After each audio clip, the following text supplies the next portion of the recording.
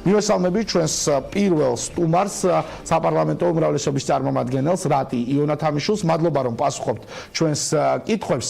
საინტერესოა თქვენი როგორც დეპუტატის შეფასება იმ ფარულ ჩანაწერებზე, რომელიც ვრცელდება უკვე ერთი თვეა. დღეს ჩვენ მოვისმინეთ, რომ ამ ჩანაწერებში ფიგურირებს უკვე ბიძინა ივანიშვილი, რომ მასთან ხდებოდა სიგარეტის ბაზარზე არსებული ვითარების გარკვევას და ჯერჯერობით პროკურატურის მხრიდან არ გაგვიგია და არ მიგვიღია კითხვაზე პასუხი, არის თუ არა ეს ჩანაწერები ავთენტური. ეს თქვენ რა დასკვნის გაკეთების საფუძველს გაძლევთ, როგორც დეპუტატს და ფიქრობთ თუ არა, რომ მთავარმა პროკურატურამ მაქსიმალურად მოკლე დროში, როგორც არის ეს შესაძლებელი, უნდა დადოს პასუხი, არის თუ არა ეს ჩანაწერი ნამდვილი. მოგესალმებით ლევან, თქვენ მადლობა მოწვევისთვის, მოგესალმებით თქვენს მაყურებელს. პირველ რიგში თქვენის ნებართვით მინდა აღვნიშნო, რომ დღეს არის ჩვენი ქვეყნის ისტორიაში ერთ-ერთი ყველაზე მტკივნეული დღე, სოხუმის დაცემის დღე და ჩვენი გულები ყოველთვის იქნება გატეხილი, სანამ აფხაზეთი არ დაუბრუნდება თავის მშობლიურ საქართველოს და ამ დღეს ყოველთვის ძალიან განსაკუთრებით გვიმწაფდება, როგორც პატრიოტების გნობა, ასევე ის ტკივილი, რომელიც მოუშვებელია დარჩა ჩვენ გულებში და მინდა კიდევ ერთხელ მიუსამძიმრო ყველა იმ ოჯახს, ვინც საკუთარი ოჯახის წევრი შეწირა ჩვენი ქვეყნის ერთიანობას. რაც შეეხება თქვენს კითხვას, მე გულწრფელად მინდა გიპასუხოთ და აღვნიშნო, რომ ეს პროცესები გარკვეულწილად, როდესაც ორი ადამიანი საუბრობს მესამე ადამიანზე, საუბრობს საკმაოდ გაურკვევლად და ამას უბსაუბარზე მეტად მე პირადად უფრო ჭორაობას დავარქმევდი, ჩვენ არ უნდა გვაძლევდეს იმის საფუძველს, რომ ის მესამე ადამიანი აპრიორი გამოვაცხადოთ, დავნაშავეთ და ესეთი სტანდარტით ვიმოქმედოთ. მე ვფიქრობ, რომ ვისაც არ უნდა ეხებოდეს მსგავსი მიდგომა, ესეთი პროცესი დამაზიანებელია თვითონ სამართლებრივი პრინციპებისთვის, ვისაც თითოეული ჩვენთაგანი უნდა ხელმძღვანელობდეთ აუცილებლად. რაც შეეხება თქვენი კითხვის მეორე ნაწილს, მე ასევე გულწრფელად გიპასუხებთ, რომ აუცილებელი არის, რომ ცხადია ნებისმიერი კითხვა, რომელიც გაჩნდება, მას გაეცეს ამომწურავი პასუხი. ეს არის ჩვენი ვალდებულება და მე დარწმუნებული ვარ, რომ ასეც იქნება. თუმცა ბატონო, თქვენ ხედავთ დღეს მიდგომას და დამოკიდებულებას პროკურატურის მხრიდან, რომ მაქსიმალურად მოკლე პერიოდში ასეთ მნიშვნელოვან კითხვაზე იყოს გაცემული პასუხი. ერთი თვე გავიდა მას შემდეგ, რაც პირველი ჩანაწერი გამოქვეყნდა და ამ ერთ თვიან პერიოდში ჩვენ ჯერ ვერ მოვისმინეთ პროკურატურისგან, რომ თუნდაც ექსპერტიზაზე არის გაგზავნილი ის ჩანაწერი, რომელიც გავრცელდა, რადგან ამ საქმის მიმართ ალბათ დამეთანხმებით ძალიან დიდია ინტერესი და პროკურატურას შეეძლო საზოგადოების ინფორმირება, რომ ტარდება ავთენტურობასთან დაკავშირებით ექსპერტიზა. ჩვენ პირველ რიგში უნდა გავყოთ შემდეგი, რომ ჩანაწერების ავთენტურობა არ ნიშნავს ფაქტების დადასტურებას. ამაში აბსოლუტურად გეთანხმებით. არის ამ ჩანაწერებში. დიახ, ანუ ჩვენთვის თავარი არის რა, რომ დადგინდეს ჭეშმარიტი სიმართლე და ჩვენ გვქონდეს არგუმენტები, ხო? აქედან გამომდინარე, ავთენტურობა არ ნიშნავს, კიდევ ერთხელ გავიმეორებ, რომ ის ასეც არის საუბარი, არის მართალი ან არის თვლილი. აქედან გამომდინარე, მე ვფიქრობ, რომ ჩვენ ვიცით, რომ დაწყებული არის გამოკითხვა ფიგურანტების. ცხადია, ამ გამოკითხვას სჭირდება დრო, ჩვენ ყოველთვის ყველაფერი გვიჩქარება, ესე ვთქვა და ეს ბუნებრივია, მეც ესეთი ხასიათი მაქვს, რომ ყოველთვის მინდა რომ გავაკეთო უკვე გუშინ და დღეს და ხვალ. ეს არის ბუნებრივი, როდესაც ჩვენ გვაქვს მაღალი პასუხისმგებლობა, განსაკუთრებით მაშინ მწავდება ეს გზნობა და შემთხვევაში პასუხისმგებლობას, რომელიც აქვს გადაწყვეტილების მიმღებ პირებს, ჟურნალისტებს, ჩვენი საზოგადოების წევრებს და ასე შემდეგ. აქედან გამომდინარე, მე ვფიქრობ, რომ არა მაქვს ნამდვილად არანაირი საფუძველი, არ ვიყო გულწრფელად დარწმუნებული იმაში, რომ გონივრულ ვადაში გაეცემა. თუმცა ბატონო რატი, საქართველოს სახალხო დამცველი, არასამთავრობო ორგანიზაციები, ოპოზიცია, მედია საუბრობენ ელიტური კორუფციის ნიშნებზე. და ამ შემთხვევაში უფრო სწრაფი არ უნდა იყოს პროკურატურა და უფრო ეფექტურად არ უნდა მუშაობდეს. პირველ ალბათ ესეთი დამოკიდებულება, რომ ჩვენ არ ვიცით ჯერ ექსპერტიზაზე გაგზავნილია თუ არ არის გაგზავნილი. არ გვაქვს უფრო მეტი ინფორმაცია გარდა იმისა, რომ გამოიკითხნენ ადამიანები, თქვათ ლევან ყიფიანი, ვანო ჩხარტიშვილი, ომეგას მენეჯერები არიან დაბარებული. არ გვაქვს უფრო მეტი ინფორმაცია, რას აკეთებს პროკურატურა. ეს ხომ უფრო მეტად ამძაფრებს ეჭვებს და რაღაც იმ ვთქვათ საბაბს აჩენს იმისა, რომ ხელისუფლებაში შეიძლება არის ასეთი პრობლემა. მესმის ლევან, დიახ. პირველ რიგში ასაკვირველია სახალხო დამცველის მანდატი და ასევე ის მანდატი, რომელიც გააჩნია სამოქალაქო სექტორს, ყოველთვის უფრო მაღალი სტანდარტისკენ უნდა მოუწოდებდეს გადაწყვეტილების მიღებ პირებს. ეს არის მნიშვნელოვანი იმისთვის, რომ ჩვენ ქვეყანაში დემოკრატიული პროცესები მუდმივად ვითარდებოდეს და ამ განვითარებას მუდმივი რეჟიმი ნამდვილად სჭირდება, როგორი გამოწვევების და მიღწევების წინაშეც არ უნდა ვიდგეთ, ამიტომ ეს არის ცხადია ნორმალური. როდესაც ვლაპარაკობთ ჩვენ ელიტარულ კორუფციაზე, მეცხადია ცალსახად მინდა აღვნიშნო, რომ ჩვენი ერთ-ერთი უმთავრესი მიღწევა მე მიმაჩნია ის, რომ ელიტური კორუფცია აღარ არსებობს ჩვენს ქვეყანაში და არ იარსებებს არასდროს. ეს არის ჩვენი გუნდის თვლიანი პასუხისმგებლობა, ჩვენი საზოგადოებასთან ერთად მიღწეული შედეგი, იმიტომ რომ ჩვენ ზუსტად ელიტარული კორუფციის არაერთწლიანი გამოცდილების წინაშე ვიდექით, რასაც ძალიან დიდ ზიანს აყენებდა ჩვენი ქვეყნის განვითარებას, განსაკუთრებით უფრო გრძელვადი ამ პერსპექტივებში და პირდაპირ ეხებოდა თითოეული ჩვენი ქვეყნის მოქალაქეს, ამიტომ სრული პასუხისმგებლობით მინდა განვაცხადოთ, ცხადია, რომ ქართული ოცნების ხელისუფლების პირობებში ელიტარული კორუფცია ვერასოდეს ვერ იარსებებს. თუმცა თუ დროულად არ იქნება ბატონ რატი ამ კითხვებზე პასუხი გაცემული და არ იქნება ეს პასუხები ამომწურავი და დამაჯერებელი, ეს ეჭვებს უფრო გააღრმავებს.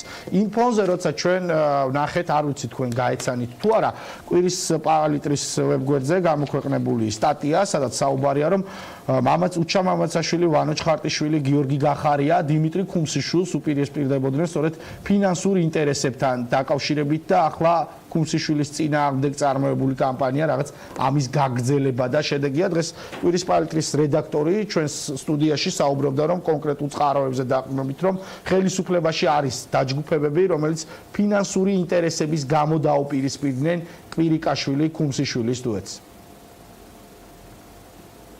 მე გამოვიცხავ, რომ ფინანსური ინტერესების გამო დაპირისპირება ყოფილიყო ხელისუფლების ნებისმიერ გოლზე, ეს ასე ნამდვილად არ არის და ჩვენ თვითონ მე მგონია, რომ ეს ჩვენმა საზოგადოებამ ძალიან კარგად იცის.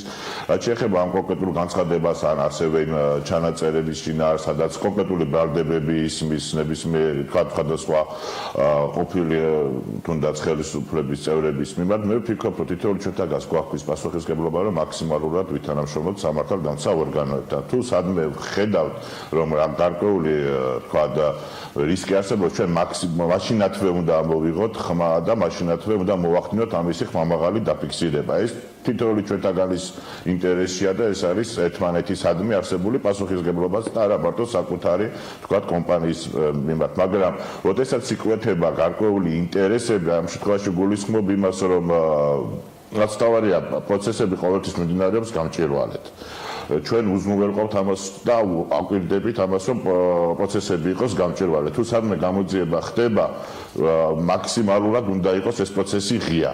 ამასთვის ჩვენ საპარლამენტო კონტროლსაც ვიყენებთ და ვაკვირდებით, რომ ეს ღიაობის პრინციპი იყოს შენარჩუნებული, იმიტომ რომ საზოგადოების მაღალი ინტერესია ყოველთვის ესეთი მოცემულობის დროს.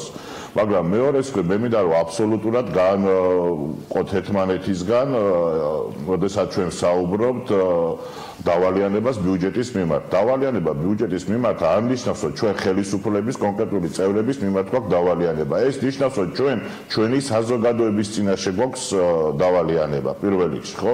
იმიტომ რომ მთელი სიკეთე, რაც გადასახადებმა უნდა მოუტანოს ქვეყანა, ეს სიკეთე მიდის ჩვენს მოსახლეობამდე და ჩვენს მოქალაქეებამდე.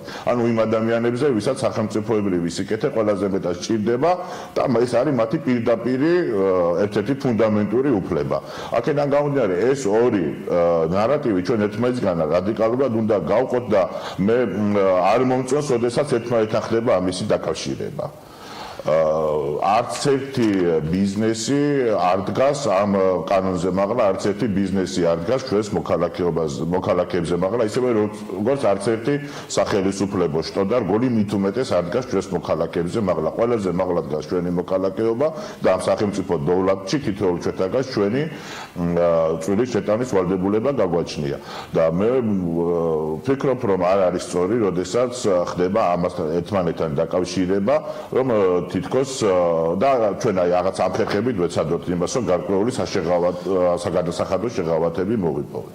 ბატონ რატი თქვენს შემდეგ ჩვენი სტუმარი არის მალხაზ მაჩალიკაშვილი, ადამიანს და რომელიც ზაზა სარალიძესთან ერთად თქვენ სადაც იმყოფებით ახლა ამ კაბინეტიდან რამდენიმე მეტრში მართავენ აქციას ეს ადამიანები. მათ გუშინ უკვე პოლიტიკოსებს მოუხმეს დახმარებისთვის. თქვენს იზიარებთ იმ პოზიციას, რომ ეს არის ნაციონალური მოძრაობის აქცია, ასე უწოდა მას პარლამენტის თავმჯდომარემ და რომ ეს საქმე ხორავას ქუჩის საქმე არის 90%-იანი სიზუსტით გამოძიებული და მხოლოდ ობიექტური გარემოებების გამო ვერ მოხდა ამ შემთხვევაში დავით სარალიძის კვლელის გამოვლენა. მე შევეცდები ამ უწურავი პასუხი გაგცეთ ამ შეკითხვაზე. პირველ რიგში, როდესაც ჩვენ მართავთ აქციას, აქცია თავისი ფორმით შეიძლება იყოს ორი შინაარსის. ერთი არის სამოქალაქო პროტესტი და მეორე არის პოლიტიკური პროტესტი. იმისთვის რომ გავარჩიოთ თუ სამოქალაქო არის თუ პოლიტიკური არის საკმარისი რომ ჩვენ ჩავეძიოთ იმ მიზანს, რომ მიზანიც გააჩნია აქციას. თუ ჩვენ ვიკრიბებით კონკრეტული უფლების დასაცავად, მაშინ ეს არის სამოქალაქო პროტესტი. თუ ჩვენ ვიკრიბებით იმ მიზნით, რომ გადადგეს მთავრობა და ამ აქციებზე მუდმივად მხოლოდ შეიძლება ითქვას ეს გაცხადებები ისმის, მაშინ ის არის ნამდვილად პოლიტიკური. არაფერი ცხადი არ არის ცუდი იმაში, რომ აქცია იყოს პოლიტიკური ან სამოქალაქო. ეს არის ნებისმიერი მოქალაქის ან მოქალაქეობრივი ჯგუფის უფლება, რომელიც დაცული არის კონსტიტუციით, ანუ საკანონმდებლო დონეზე ყველაზე მაღალი სტანდარტით, რაც შეიძლება იყოს. ამიტომ მე ვფიქრობ, რომ პირდაპირ თქვა აქციის ორგანიზატორებმა, რომ ეს არის პოლიტიკური, ისინი უფრო გულწრფელებიც იქნებიან და ამაში ცუდი ნამდვილად არაფერი არ არის, მაგრამ როდესაც ერთი მხრივ ითხოვს შენ თავრობის გადაყენებას და მეორე მხრივ ამბობ, რომ ეს პოლიტიკური აქცია არ არის, მე ვფიქრობ, რომ გულწრფელი ნამდვილად არ არის. ამ ადამიანმა ძალიან დიდი ხანი მისცა ხელისუფლებას და თავრობას იმისთვის, რომ გამოეძიებინა საქმე, რომელზეც ის დღეს არის ქუჩაში. გუშინ მას არ მისცეს კარვის გაშლის უფლება, თქვენ როდესაც ამბობთ, რომ ეს აქცია ყველანაირად არის უზრუნველყოფილი კონსტიტუციის ფარგლებში და ჩარჩოებში, არასამთავრობოები აუცილებდნენ განცხადებას, რომ ეს არის პირდაპირი ჩარევა და უხეში დარღვევა საქართველოს კონსტიტუციის. მე პირდაპირ გეტყვით კარვის გაშლა რუსთაველის გამზირზე ამ მიმართულებით მე მამდვილად არ მგონია რომ იყოს მიზანშეწონილი როგორი საპროტესტო აქცია. თუმცა ერთია ბატონო რატი რას ვფიქრობთ ჩვენ და რა გონია მიზანშეწონილი, მეორე რა წერია საქართველოს კანონში. არასამთავრობოები მიუთითებენ რომ თუ ეს არის მშვიდობიანი აქცია, რა ფორმით აირჩევს პროტესტს აქციის ორგანიზატორი, ეს მისი გადასაწყვეტია. ფორმა მოცული არის შესაბამისი კანონით არის დაცული, ჩვენ ყველაფრის უფლება არ გვაქვს მხოლოდ იმის უფლება, რაც არის დაცული კანონით და რაც წერია კანონით. ამ შემთხვევაში ინტერპრეტაციების საშუალებას კანონი ნამდვილად არ იძლევა, ასე რომ მე ვფიქრობ, რომ შინაგან საქმეთა სამინისტრო ამ ნაწილში ნამდვილად მოქმედებდა მარცხის რიგის მაღალი სტანდარტით, ისევე როგორც არავის არ აქვს უფლება, რომ გადაკეტოს რუსთაველის, ვთქვათ, გამზირი. ეს რა შემთხვევაში შეიძლება გადაიკეტოს, ეს ასევე კანონში არის აღწერი. მე უბრალოდ ამინდა ვთქვა, რომ მე ადრეც აღვნიშნე ეს და ეხლაც ვიტყვი, რომ ეს ისტორია ჩემთვის არის შინაგანად ძალიან ახლობელი, იმიტომ რომ მეც 51 სკოლა მაქვს დამთავრებული, მეც მომიკლეს კლასელი, მომიკლეს ქალაქის ცენტრში და დღემდე მგონია, რომ კახაზე მაგარი ბიჭი ცხოვრებაში არ გამიცნია და ეს იყო 96 წელს, მაგრამ ამდენი წელია მომყვება ეს ისტორია მთელი ჩემი ცხოვრება და გარკვეული დაღის დამასვა ცხოვრებაზე და დღემ არ გავა რომ მე კახა არ გამახსენდეს და მასთან საუბარი არ მქონდეს. მე აქედან გამომდინარე, როდესაც ეს ისტორია გავიგე, მართლა დამბურძგლა მაშინ და ჩემთვის დაბრუნდა ის დღე, ის დეკემბრის ცივი დღე, როდესაც ეს ისტორია მოხდა ჩემს ცხოვრებაში და ეს დეკემბერში დავითქვა სიმბოლურად. ცხადია, ეს სხვანაირი რეაქცია ჩვენ არ შეიძლება გქონდეს, როდესაც ესეთი დანაშაული ხდება. საკამოძიებო კომისიის შექმნა იყო ძალიან მაღალი სტანდარტის დამკვიდრება და უპრეცედენტო ფაქტი, მაგრამ ამით ჩვენ თავს არ ვიწვევთ, იმიტომ რომ ჩვენ ჩავთვალეთ, რომ ეს იყო ჩვენი პასუხისმგებლობა, რახან საზოგადოების ინტერესი იყო ძალიან მაღალი. მაგრამ მეორე მხრივ ჩვენ გვჭირდება ცხადია სერიოზული არგუმენტები იმისათვის, რომ ადამიანი გამოვაცხადოთ მკვლელად როგორი დამნაშავეც არ უნდა იყოს ის. მე არაერთი კითხვა დაუსვი ამ კომისიის თავმჯდომარეს სერგი კაპანაძეს ბოლოს საპარლამენტო სესიაზეც, ხო? და თხოვე არგუმენტების დასახელება, მისი არგუმენტები არ ვიცი თქვენ უსმენთ თუ არა, მაგრამ იყო იმდენად არადამაჯერებელი და აბსტრაქტული, რომ ჩემთვის ყველაფრის მიუღებელი იყო ამ გადაწყვეტილებებით, თქვა კონკრეტული გასაგებია. მადლობა ბატონო რატი ჩვენ დროში ვართ საკმაოდ შეზღუდულები და მე დარწმუნებული ვარ ამ თემაზე კიდევ მოგვიწევს საუბარი. ერთ ვიტყვი და დავთავრებ თქვენის ნებართვით მიუხედავად ამისა ეს პროცესი ნამდვილად არ არის დასრულებული. პირველი ინსტანციის სასამართლო იყო მხოლოდ ჩვენ გვაქვს სააპელაციო სასამართლოს გადაწყვეტილების მოლოდინი. ამაზე პირველ გადაწყვეტილებას არ დაეთანხმა თქვენი ცით არც პროკურატურა და მეორე ინსტანციაზე ეცდება დამატებითი არგუმენტები ამ შემთხვევაში წარდგენას. საგამოძიებო ნაწილიც არ არის დასრულებული და სხვადასხვა ეპიზოდზე პარალელურად მიმდინარეობს, ასე რომ მე ვფიქრობ, რომ ყველა პასუხს ამ შემთხვევაში აუცილებლად გაეცემა პასუხი. ნახოთ გაეცემა თუ არა ამ კითხვებს პასუხები. მადლობა რატი იონათამიშვილს, ქართული ოცნების წევრს.